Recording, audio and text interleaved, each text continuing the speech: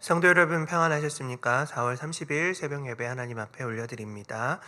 오늘 우리에게 주신 하나님의 말씀 아가서 8장 5절부터 14절까지의 말씀입니다. 그의 사랑하는 자를 의지하고 거친 들에서 올라오는 여자가 누구인가? 너를 말미암아 내 어머니가 고생한 곳, 너를 낳은 자가 애쓴 그곳 사과나무 아래에서 내가 너를 깨웠노라. 너는 나를 도장같이 마음에 품고 도장같이 팔에 두라. 사랑은 죽음같이 강하고 질투는 수올같이 잔인하며 불길같이 일어나니 그 기세가 여호와의 불과 같으니라. 많은 물도 이 사랑을 끄지 못하겠고 홍수라도 삼키지 못하나니 사람이 그의 온 가산을 다 주고 사랑과 바꾸려 할지라도 오히려 멸시를 받으리라. 우리에게 있는 작은 누이는 아직도 유방이 없구나. 그가 청혼을 받는 날에는 우리가 그를 위하여 무엇을 할까? 그가 성벽이라면 우리는 음망대를 그 위에 세울 것이요 그가 문이라면 우리는 백향목 판자로 두리라. 나는 성벽이요 내 유방은 망대 같으니 그러므로 나는 그가 보기에 화평을 얻은 자 같구나. 솔로몬이 바알하몬에 포도원이 있어 지키는 자들에게 맡겨두고 그들로 각기 그 열매로 말미암아 은천을 바치게 하였구나. 솔로몬 너는 천을 얻겠고 열매를 지키는 자도 200을 얻으려니와 내게 속한 내 포도원은 내 앞에 있구나. 너 동산에 거주하는 자야, 친구들이 내 소리에 귀를 기울이니 내가 듣게 하려무나. 내 사랑하는 자야, 너는 빨리 달리라. 향기로운 산 위에 있는 노루와도 같고 어린 사슴과도 같아라. 아멘. 아가서 마지막 말씀 살펴보고 있습니다. 저희 누나가 사회 초년생으로 회사를 간 지 얼마 안 됐을 때 회사에서 돌아오자마자 저를 시큰둥하게 바라보면서 넌 남자여서 참 좋겠다 이런 얘기를 한 적이 있습니다. 자초지종이 있는 얘기였겠죠. 그래서 제가 물어봤습니다. 무슨 일이 있었냐 그랬더니 그날 상사에게 혼이 났던 겁니다. 남자 상사에게 혼이 났던 겁니다. 보고를 할 때 뭐뭐 했어요 이런 식으로 보고를 했는데 상사가 불러서는 뭐뭐 했습니다 이렇게 보고를 하라고 요청을 했고 그걸 가지고 그간 있었던 일들에 대해서 쭉 얘기를 하면서 혼을 냈다라는 겁니다. 뭐뭐 했습니다. 뭐뭐 했습니까? 이거 다 군대식 표현입니다. 여성으로서 군대를 안 갔다 온 누나에게 군대식 용어를 사용하라면서 혼을 냈던 겁니다. 여러분 오늘날 한 여성으로 사는 것도 이와 같이 어려움이 있습니다. 근데 저 옛날 지금으로부터 한 4,000년 전쯤 여성으로 산다는 게 얼마나 힘든 일이었겠습니까? 거듭 말씀드리지만 아가서의 주인공은 솔로몬이 아닙니다. 아가서의 주인공 누구라고 했습니까? 술람미 여인입니다. 오히려 솔로몬은 열왕기의 냉혹한 평가처럼 여자 때문에 하나님마저 등진 인물, 하나님마저 떠난 인물로 바라봄직합니다. 그런 점에서 아가서를 읽으면 어떻게 된다라고 했습니까? 솔로몬은 왕이 가진 권력을 가지고 술람미 여인을 소유하려고 하지만 술람미 여인은 그 요청을 거절하고 자신의 진짜 사랑을 선택하는 주도적인 여성, 그 내용으로 이 아가서를 읽을 수 있다라고 했었습니다. 오늘도 그런 관점으로 아가서 나머지 부분을 살펴보도록 하겠습니다. 오늘 본문 5절 말씀에 보면 친구들이, 이 술람미 여인의 친구들이 이런 말을 하면서 5절을 시작합니다. 그의 사랑하는 자를 의지하고 거친 들에서 올라오는 여자가 누구인가? 그 친구들이 보니까 술람미 여인이 자기가 진정으로 사랑하는 시골 목동을 의지하면서 거친 들에서 올라오고 있더라는 겁니다. 여기서 거친 들은 3장 6절에도 한번 나왔던 표현인데 여러분 3장 6절 찾아보시면 거친 들, 솔로몬 왕궁을 의미합니다. 이게 무슨 말이냐? 결국엔 술람미 여인이 솔로몬 왕궁, 거길로 가는 길을 선택하지 않고 자신의 진짜 사랑하는 사람, 시골 목동이라고 했죠. 그 사람을 선택하고 거친 들에서부터 올라오더라는 겁니다. 5절 후반절에서 이번에는 여인이 말합니다. 여러분 이 아가서가 단락 구분이 안 돼서 헷갈릴 텐데 5절에 너로 말미암아 이 뒷부분은 술람미 여인의 고백입니다. 술람미 여인이 말하죠. 아마 술람미 여인이 진짜 사랑한 시골 목동이 이 사과나무 아래서 태어난 것 같은데 사과나무 아래서 내가 널 깨웠다 이렇게 말하면서 6절에 이런 얘기를 합니다. 너는 나를 도장같이 마음에 품고 도장같이 팔에 두라. 사랑은 죽음같이 강하고 질투는 수울같이 잔인하며 불길같이 일어나니 그 기세가 여호와의 불과 같으니라. 너는 나를 도장같이 마음에 품고 도장같이 팔에 두라. 고대 세계에서 도장은 생명만큼이나 귀한 물건이었다고 합니다. 우리도 인감 도장은 그만큼 귀하게 여기지 않습니까? 근데 그거보다도 훨씬 더 고대 세계는 도장을 귀히 여겼던 겁니다. 그래서 항상 자기 주변에 두고 이 도장의 재질도 귀금속 같은 걸로 만들었답니다. 술람미 여인이 그 도장처럼 나를 좀 귀하게 여겨라, 이렇게 얘기를 한 겁니다. 그리고 말합니다. 사랑은 죽음같이 강하고 질투는 수울같이 잔인하다. 아가서에서 가장 유명한 구절 중 하나죠. 죽음보다 강한 게 아니라 죽음같이 강하다라고 얘기하고 있습니다. 여기서의 죽음은 부정적인 의미라기보다 필연적 속성을 뜻합니다. 여러분, 사람은 누구나 죽습니다. 사람은 필연적으로 죽을 수밖에 없습니다. 근데 사랑에게도 그런 필연성이 있다라는 겁니다. 참 사랑은 죽음과 같다라는 건데 인간이 거부할 수 없고 벗어나려고 해도 벗어날 수가 없다라는 겁니다. 여러분, 죽음 인간이 미루고 싶다고 해서 미뤄집니까? 언젠가 마주하게 되듯이 사랑 또한 미루려고 해도 미뤄지지 않고 언젠가는 마주할 수밖에 없다라고 얘기하는 겁니다. 질투도 여기선 부정적인 의미로 쓰인 것이 아닙니다. 사랑하는 모든 사람은 질투를 합니다. 그래서 우리 하나님도 질투를 하시죠. 너는 질투하는 하나님이 계시다는 거 알아야 된다. 성경이 얘기하지 않습니까? 사랑하면 나 아닌 다른 사람에게 잘해주고 그럴 때 질투의 감정이 막 불듯 일어나기 마련인 겁니다. 근데 그 질투가 수울같이 잔인하다라고 표현하는 겁니다.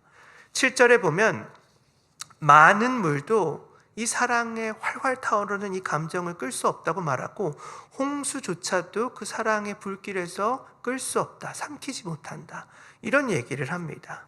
그리고 사람이 온 가산을 다 들여서 사랑과 맞바꾸려고 할 때 오히려 멸시를 받는다 라는 얘기를 덧붙여서 합니다. 몇 해 전에 제가 한 다큐멘터리를 봤습니다. 여기 보니까 희귀병에 걸린 딸을 살리기 위해서 아버지가 이러저러한 노력을 하는 그런 내용이 담겨 있었습니다. 희귀병이다 보니 약이 귀했을 테고 또 보험 적용이 안 됐을 거 아닙니까? 그래서 딸을 살리기 위해서 이 약을 좀 보험 적용 좀 하게 해달라 단원서도 제출을 하고 아버지가 막 백방으로 뛰어다니는 겁니다. 여러분, 이 아버지에게 비싼 시계가 의미가 있었겠습니까? 비싼 차를 몰고 다니는 거 의미 있었겠습니까? 의미 없었습니다. 그래서 다 처분하는 겁니다. 참 사랑은 돈으로 바꿀 수 없는 겁니다. 이와 같은 깨달음을 얻은 술람미 여인이 여기서 이와 같이 말하는 겁니다. 내 마음에 사랑의 불이 타면 그 사랑은 어떤 물로도 어떤 홍수로도 삼킬 수 없다. 온 가산을 다해도 그 사랑을 바꿀 수 있다고 생각하냐? 그렇지 않다. 이 얘기를 지금 하고 있는 겁니다. 사실 이거 술람미 여인의 고백이기도 하지만 세상 사람들에게 하는 참사랑은 이런 거야 라고 하는 선언이기도 한 셈인 겁니다. 8절에 보면 이번에는 이 여인의 오라비들이 말을 하는 겁니다. 여러분, 이 오라비들은 참고로 1장 6절에 보면 이 여인더러 포도원이나 너는 지켜라 라고 말했던 사람들입니다. 오라비가 1장 6절에도 한번 나왔는데 여기서도 나오는 겁니다. 우리도 여러분 불과 몇십 년 전에 이런 얘기 여자 동생들에게 하지 않았습니까? 집안에선 남자가 잘 돼야 돼. 집안에서 잘 되려면 가장이, 남자가, 장남이 잘 돼야 집안이 바로 서지. 이런 얘기 우리도 듣지 않았습니까? 근데 이와 비슷한 사고방식을 가진 오라비들이 이 여인에게 솔로몬이 아니라 시골 목동을 선택해야 하는 것을 보자 이 여인에게 8절과 9절에 이와 같은 말을 하는 겁니다. 우리에게 있는 작은 누이는 아직도 유방이 없구나. 그가 청혼을 받는 날에는 우리가 그를 위하여 무엇을 할까? 그가 성벽이라면 우리는 음망대를 그 위에 세워줄 것이요 그가 문이라고 한다면 우리는 백향목 판자를 둘러주리라. 무슨 말이냐? 여자가 시골 목동을 데리고 오자, 솔로몬이 아니라 시골 목동을 데리고 오자 오라비들이 이런 얘기를 하는 겁니다. 우리 작은 누이 아직 여성성이 덜 발달했네. 걔가 만약 청혼받으면 우리 이렇게 하자. 걔가 성벽이라면 음망대를 세워주고 문이라고 한다면 백향목 판자를 거기에다 둘러주자. 여러분, 여기서 성벽이나 문은 처녀성을 상징하는 것들입니다. 처녀성을 아예 더 견고하게 막아서 그녀의 가치를 높여서 어디 좋은 가문에다가 시집이나 보내버리자, 이런 얘기를 하는 겁니다. 저 옛날에도 한 여성의 운명을 남성인 오라비들이 쥐고 있었다라고 볼 수 있는 대목인 겁니다. 그러자 10절에서 이 얘기를 들은 여인이 이렇게 대답을 합니다. 나는 성벽이요 내 유방은 망대 같으니 그러므로 나는 그가 보기에 화평을 얻은 자 같구나. 무슨 말이냐? 오빠들이 그렇게 안 해도 나는 이미 성벽 있고 내 여성성도 잘 발달했으니 오빠들 신경 쓰지 마세요. 이런 얘기하는 겁니다. 그리고 내 연인이 보기에 나는 화평을 얻은 자 같다라는 말도 덧붙여서 해줍니다. 여기서 화평이 그 유명한 샬롬인데, 샬롬이 뭡니까? 전인적인 평안, 완벽한 상태를 의미하는 겁니다. 내 애인이 나를 볼 때 완벽하다 얘기하니까 오빠들 신경 끄세요, 이 얘기하는 겁니다. 그리고 11절에 이 여인이 솔로몬 얘기를 합니다. 11절 12절 말씀 한번 볼까요?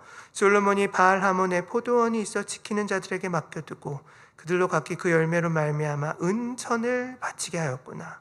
솔로몬, 너는 천을 얻겠고 열매를 지키는 자도 200을 얻으려니와 내게 속한 내 포도원은 내 앞에 있구나. 여기 바알 하몬이라는 이 히브리 말은 다수의 남편이란 뜻을 가지고 있다고 합니다. 이 다수의 남편이라는 곳에 솔로몬이 포도원이 있었는데 솔로몬이 지키는 자들에게 은천씩을 내게 했다라는 겁니다. 이게 무슨 뜻이냐? 여러분, 이거 무슨 뜻이겠습니까? 솔로몬이 만든 세상은 다수의 남편이 지배하는 세상으로 거기서 여성은 은 1,000만 내면 돈을 가지고 있으면 누구나 살 수 있었던 그런 세계를 만들어 놨다라는 겁니다. 근데 이 세상 속에서 이 여인이 말하는 겁니다. 솔로몬, 너는 1,000을 얻겠고 그 열매를 지키는 자들도 200씩은 얻겠지만 나는 내게 속한 내 포도원을 내가 지키겠다, 이렇게 얘기를 하는 겁니다. 이거 여러분 원문으로 직역하면 이렇게 됩니다. 내 포도원은 나의 것이요 은 1,000세겔은 솔로몬 네 것이다. 무슨 뜻이냐? 돈은 너나 가지고 가라, 이 말을 하는 겁니다. 사랑은 돈으로 살 수 없고 사랑은 권력으로 살 수 없다라는 얘기를 하고 있는 겁니다. 마찬가지로 참 사랑은 돈으로 나눌 수 없고 권력이 와도 이 사랑은 쪼갤 수 없다라고 얘기하는 겁니다. 나는 내 포도원, 곧 자기 자신을 돈으로 팔지는 않겠노라 얘기하고 있는 겁니다. 사랑하는 여러분, 많은 사람들이 왜 아가서가 성경 안에 들어 있습니까? 아가서를 보는 이 와중에 제가 이 얘기를 벌써 2번이나 들었습니다. 왜 그러냐? 너무 외설적이고 하나님이란 말도 거의 안 들어있기 때문에 사람들이 이게 왜 성경 안에 들어있어? 성경 안에 들어있어? 이런 생각을 하더라는 겁니다. 이게 우리 신앙이랑 우리 삶이랑 도대체 무슨 상관이 있지?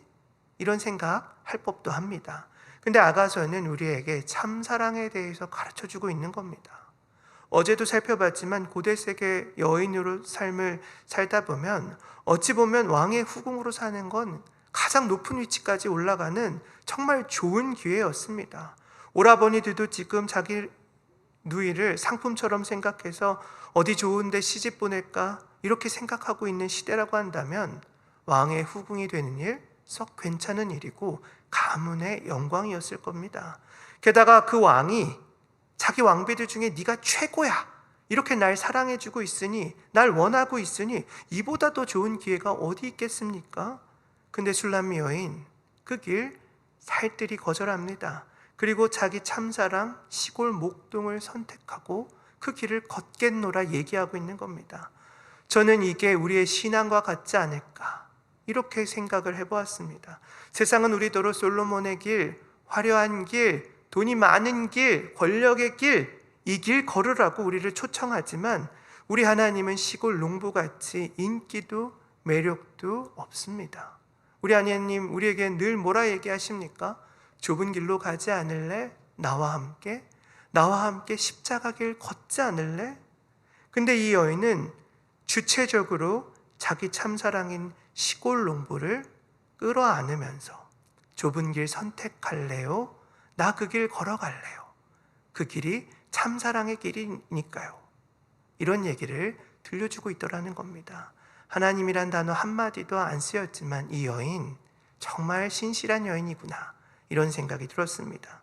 더불어 아가서 안에서 우리는 하나님 사랑이 이와 같겠구나라는 사실을 확인할 수가 있습니다.